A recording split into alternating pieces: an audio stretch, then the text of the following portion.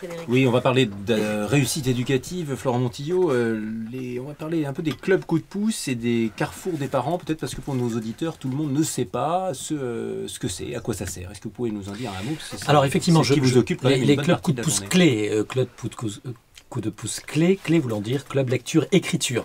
Sachant que je co-préside donc au niveau national effectivement l'association nationale des clubs coup de pouce clés qui ont pour objectif d'aider les enfants de CP à la lecture et à l'écriture. Pour une raison très très simple, c'est qu'en fait les fondamentaux c'est pas à l'université, c'est pas au lycée, c'est à l'école élémentaire que cela s'apprend et notamment bien sûr en priorité la lecture et l'écriture.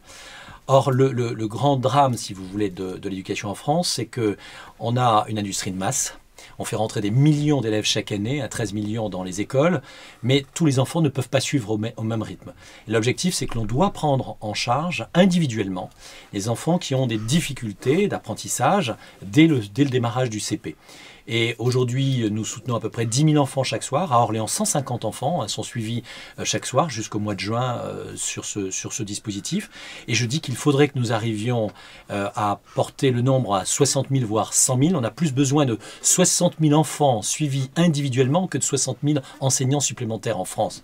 La problématique, c'est que si on veut éviter qu'on ait chaque année à peu près 100 000 à 120 000 jeunes qui sortent du système scolaire sans avoir les fondamentaux, sans avoir les bases, eh bien, il faut qu'on consacre à peu près chaque année un accompagnement individualisé pour à peu près 100 000 enfants. Qu'est-ce qui fait que ça marche, ces clubs coup de pouce? C'est justement le caractère très individuel.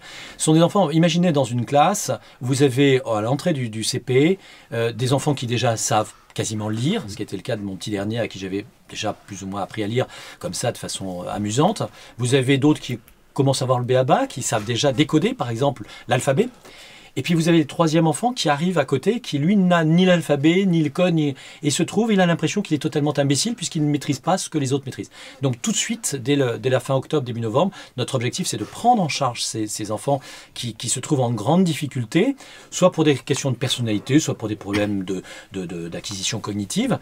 Et à partir du moment où nous les prenons en charge, nous avons des taux de réussite exceptionnels. À peu près à Orléans, on est à 95% des enfants qui arrivent en fin d'année de CP, je parle de ces enfants qui sont suivis par ce club coup de pouce clé et qui sont au niveau moyen, voire même au moyen supérieur par rapport à la moyenne de la classe, qui est évidemment énorme. Est-ce que le développement du numérique avec l'utilisation des tablettes et des smartphones et la position devant les écrans de plus en plus jeunes est une conséquence de déficit de lecture et d'apprentissage de la lecture dès le CP? Parce que les enfants arrivent avec des très dispatchés, mais ils ont un tronc commun, c'est qu'ils sont devant des écrans tout le temps. Oui, je ne pense pas que, si vous voulez, la problématique des écrans soit la cause de cette difficulté. Elle n'est ni la cause ni la conséquence. Ces problématiques de difficulté, de retard, voire de souffrance à l'école dès le CP, ça n'existe pas depuis 10 ans ou depuis 15 ans, ça existe depuis de nombreuses décennies. Et ça s'est malheureusement aggravé. Et je le dis, et j'en suis totalement convaincu, parce que je le vois à l'échelle nationale et en plus à l'échelle orléanaise, ces enfants, dès qu'on les prend en charge au CP, dès le CP, eh bien, ce sont des enfants qui suivent une scolarité normale. Or, aujourd'hui, on laisse passer des enfants de CP en CE1, en CE2, etc. Ils arrivent en 6e, ils n'ont aucune maîtrise de la langue française. On leur explique qu'en plus, ils vont apprendre bien sûr l'anglais, puis qu'en plus, ils vont faire de la physique, de la chimie, des SVT, etc. Ils n'arrivent déjà pas à comprendre le langage. Comment voulez-vous que les choses n'explosent pas au collège? Le collège, on parle toujours du collège, mais le collège n'est pas la cause. Le collège, c'est la conséquence de fonctionnement erratique au niveau élémentaire. Christian Bidot?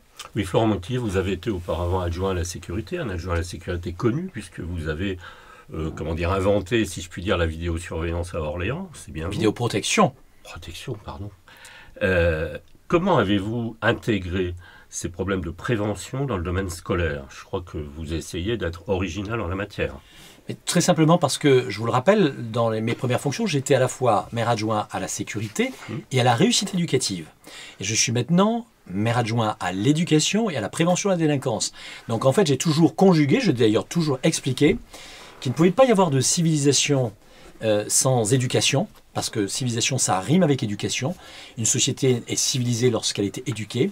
De l'autre côté, on ne peut pas avoir de développement d'une civilisation, d'une société, sans qu'il y ait de sécurité. C'est absolument impossible. D'ailleurs, je précise et je le rappelle, c'est que l'un des problèmes de l'éducation nationale dans le temps scolaire, c'est le problème du comportement.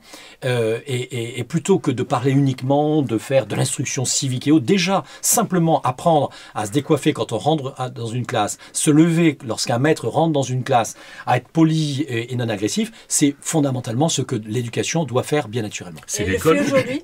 Elle le fait aujourd'hui ou pas ? Elle le fait, je vais vous dire, elle le fait de plus en plus. Simplement parce que l'éducation nationale et les enseignants se sont bien rendus compte qu'ils étaient d'abord eux-mêmes les premières victimes de ces déviances. Hein, on le voit y compris physiquement. On voit les agressions de principaux, de proviseurs, de chefs d'établissement et d'instituteurs ou d'enseignants. Et puis parce que au fil des eaux, on s'est rendu compte qu'évidemment le laxisme de 68 n'avait pas porté ses fruits. Mais est-ce que c'est vraiment à l'éducation nationale de faire ce travail ou est-ce que cette éducation-là, c'est pas celle des parents ? C'est à tout le monde de le faire, c'est à tous les adultes. Je suis pour un principe, c'est qu'en fait un enfant il est éduqué par les adultes. Lorsqu'on était gamin, les uns et les autres, on se faisait éduquer, y compris dans la rue quand on faisait une connerie, excusez-moi l'expression, parce qu'il y avait un adulte qui nous voyait faire et qui à ce moment-là intervenait. Aujourd'hui surtout, ne pas intervenir, c'est une erreur. Et c'est la raison pour laquelle j'ai mis des adultes sur le terrain, des adultes relais, des parents relais, des médiateurs, mais également le carrefour des parents, tout le travail sur la parentalité. Mon objectif, c'est de faire en sorte qu'un enfant doit être éduqué. Il est éduqué par les adultes. C'est pas lui qui doit éduquer les adultes, c'est les adultes qui doivent éduquer l'enfant. Aussi bien dans le temps scolaire, dans le temps familial, mais également dans la rue. Oui, Florent Montillot, comment ça marche cette école des parents en 2 mots ? C'est pas une école des parents, parce que voilà, c'est le carrefour des parents, parce que je rappelle. Non, ça n'est pas la même chose parce que justement il n'y a pas de modèle univoque de parentalité. D'abord parce que chaque enfant est différent, y compris au sein d'une même fratrie. Hein, j'ai 3 enfants, je sais très bien faire la différence entre mes 3 enfants. Ils ne fonctionnent pas et ne réagissent pas du tout de la même façon, y compris par rapport au regard à la sanction.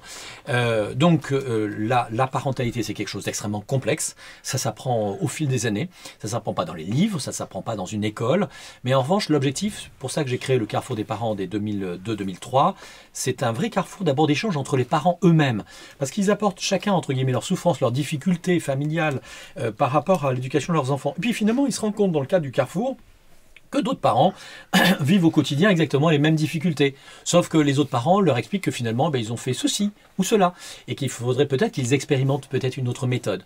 Puis on a bien naturellement aussi des psychologues, des psychothérapeutes, des éducateurs spécialisés qui nous permettent d'être physiquement présents dans le cadre de ces carrefours, de ces rencontres qui sont itinérantes, je le rappelle, puisqu'elles ont lieu dans tous les quartiers d'Orléans, à raison de 2 à 3 réunions par semaine. Donc on a à peu près 110-120 réunions chaque année qui nous permettent effectivement à tous les parents de toute origine, parce que les difficultés parentales ne sont pas liées à un milieu socio-culturel. Il y a des familles, y compris d'origine étrangère, qui gèrent parfaitement bien leurs enfants, y compris dans des quartiers très compliqués, très difficiles. Vous avez à l'inverse parfois des milieux, je dirais, plus de CSP supérieurs, mais qui ont très peu de disponibilité, parce qu'ils rentrent très tard le soir, très peu présents le week-end, et dont les enfants dérivent assez rapidement. Donc véritablement, la question de la parentalité, elle est au cœur de la question de l'éducation. Le suivi parental, y compris par rapport à ce qui se passe à l'école, est essentiel.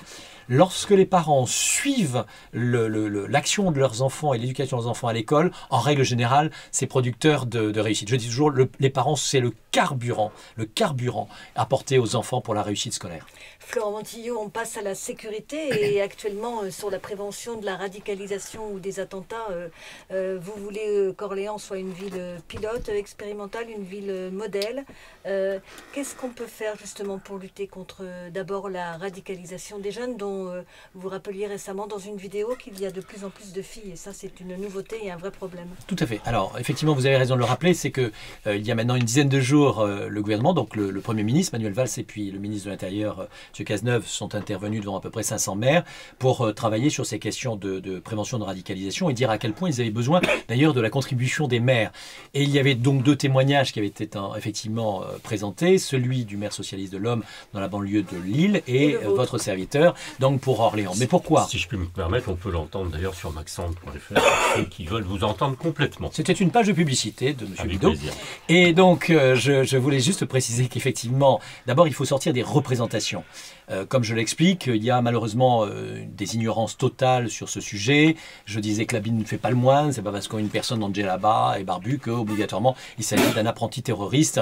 Il faut être très vigilant là-dessus. Donc, d'abord, il faut former les acteurs de terrain, tous les acteurs de terrain, c'est-à-dire les enseignants, les policiers, les éducateurs spécialisés, les médiateurs, les responsables associatifs. C'est ce que j'ai fait dans le cadre d'un partenariat d'ailleurs avec l'État pour qu'il y ait deux sessions de formation avec à chaque fois plus de 100 personnes pour vraiment comprendre ce qu'était le phénomène de la radicalisation. Comment on peut ressentir, pressentir qu'un jeune ou qu'une jeune est effectivement en voie de radicalisation. Notamment ce que j'appelle les emprises et non pas entreprises sectaires, parce qu'on est véritablement dans un phénomène sectaire. Cette histoire d'islamisme, cette histoire d'État islamiste, on voit aujourd'hui comment ça fonctionne. L'objectif, c'est d'aller rechercher des cerveaux fragiles, notamment jeunes, parce qu'évidemment, lorsqu'on est jeune, et je pense singulièrement à la crise d'adolescence, on a tous fait notre crise d'ado, et donc on est à ce moment-là en rejet de l'autorité, rejet des parents et autres. Et donc, c'est comme ça qu'on arrive à comprendre que le jeune qui sort en quelque sorte des règles traditionnelles commence à être sous cette emprise sectaire, il se fait attirer, on lui explique qu'en fait, grosso modo, il va être adopté, et voilà. Et donc, on voit peu à peu qu'il s'éloigne à la fois du milieu familial, mais également des milieux de tous les amis, des réseaux amicaux. Et lorsqu'on sent qu'un jeune brutalement prend ses distances à la fois par rapport à ses parents, mais également par rapport à ses propres amis, à ce moment-là, il y a grand danger. Et on fait quoi à ce moment-là ? Et qu'est-ce qu'on fait ? On fait deux choses. La première chose d'abord, c'est d'accompagner les parents eux-mêmes. Parce que je peux vous assurer que vraiment, ce sont d'immenses souffrances que l'on constate dans ce genre de situation. Et deuxièmement, immédiatement, en quelque sorte, mettre les contre-feux à l'emprise sectaire. Et là, ça passe par un accompagnement psychologique. C'est-à-dire essayer par rapport à un jeune qui est souvent cassé, essayer de le reconstruire, de lui donner une espérance, de lui donner un avenir. Et vous avez raison, c'est qu'on voit de plus en plus de jeunes filles. Et pour quelle raison ? Parce que dans cette crise d'adolescence qui se nourrit aussi de la crise... comment dirais-je, affective des jeunes filles qui, du jour au lendemain, se retrouvent avec un amour brisé, qui croyaient en, vous savez, l'amour éternel, un jeune garçon, etc. Celle qu'on voit dans le film Le ciel attendra, d'ailleurs. Voilà, exactement, tout à fait. Et c'est très souvent cette situation-là qui conduit ces jeunes filles qui croient qu'en fait elles ont été en quelque sorte trompées, mais quand je dis trompées, c'est pas uniquement par ce jeune homme en qui elles croyaient, mais trompées en quelque sorte par rapport à l'existence, et qui du coup cherchent un idéal. Et l'emprise sectaire fait ensuite son œuvre diabolique, parce que c'est une œuvre diabolique, satanique, qui effectivement consiste à attirer vers ses raies. Nous, notre objectif, c'est qu'on met en place des pare-feux. D'abord, c'est de découvrir immédiatement ce qu'il en est, et d'accompagner avec psychothérapeute, psychologue et au niveau parental d'arriver à accompagner ces jeunes. Je prends un exemple. Aujourd'hui, nous avons réussi sur une jeune fille qui était vraiment, qui même serait allée jusqu'au suicide, à l'avoir complètement reconstruite. Elle a passé son baccalauréat, elle a réussi de rentrer dans une école d'infirmière, elle suit son cursus. Alors on la suit avec la famille, parce que malgré tout, on est sur la ligne de crête, il faut toujours être très vigilant. Mais voilà, c'est l'exemple très récent que nous avons eu de cette belle réussite. Il y a une vingtaine d'années, on avait très bien analysé le phénomène sectaire en France. Il y a eu des rapports parlementaires sur la question. On a très bien fait le tour. On a aidé les gens à essayer de s'en sortir et à le détecter. Pourquoi on ne s'est pas servi dans cette décennie post-2000 de cette expérience-là pour détecter ces phénomènes sectaires-là ? Vous dites le mot. Bien sûr, c'est une emprise sectaire. Pour une raison simple, c'est que on est, vous savez, dans ce pays souvent sur l'enflure politico-médiatique d'ailleurs, c'est-à-dire avec une double responsabilité des politiques et des médias. C'est-à-dire que si vous voulez, sur cette affaire de l'État islamique, on a tout de suite expliqué qu'il fallait arriver avec les Panzer-Divisions, y compris à Nice, il fallait finalement avoir des bazookas, etc., etc. On a tout entendu, du tout et du grand n'importe quoi. Sous-estimer le problème. Voire totalement sous-estimer le problème, effectivement.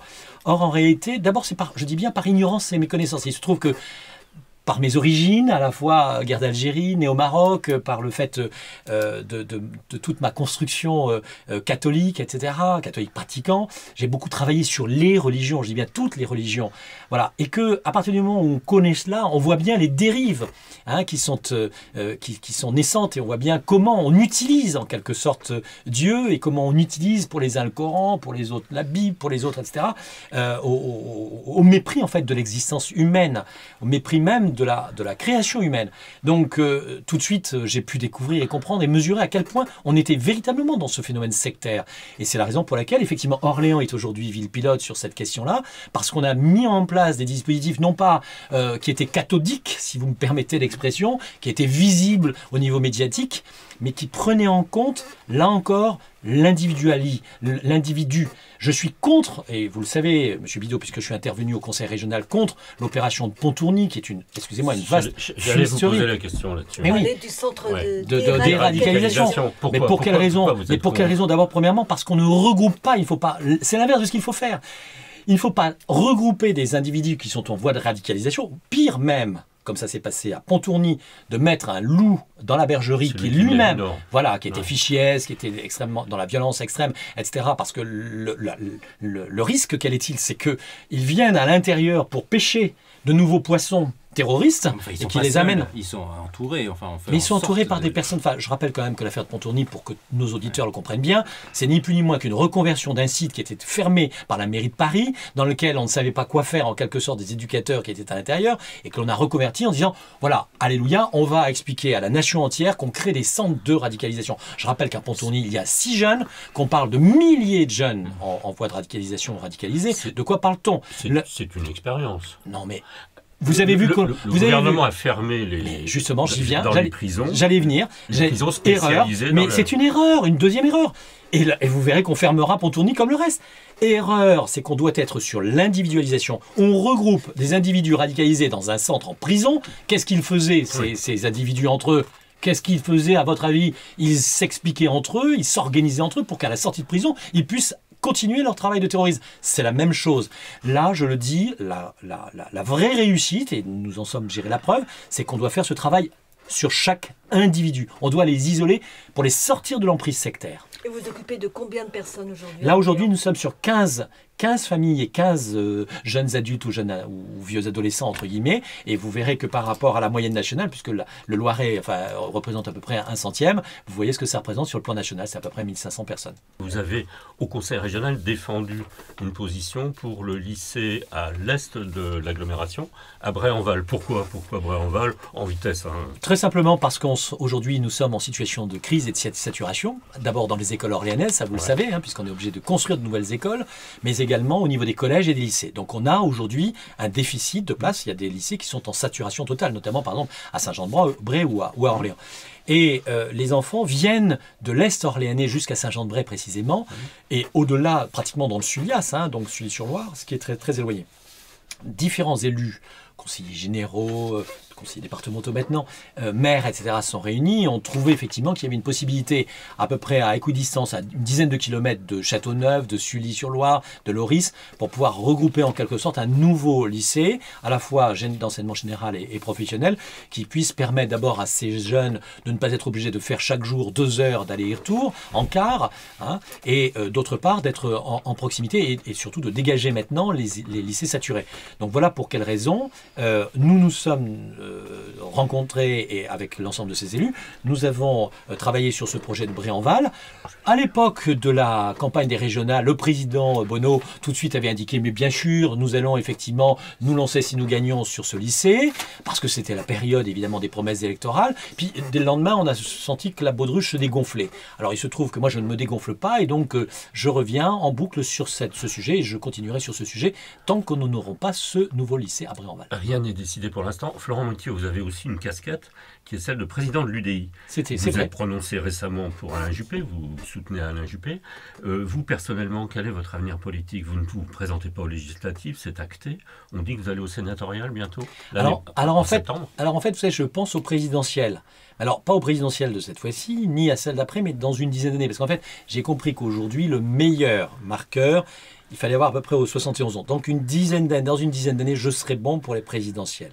Alors, la politique, pourquoi je soutiens Alain Juppé? Simplement parce qu'aujourd'hui, on est dans une très grave crise en France.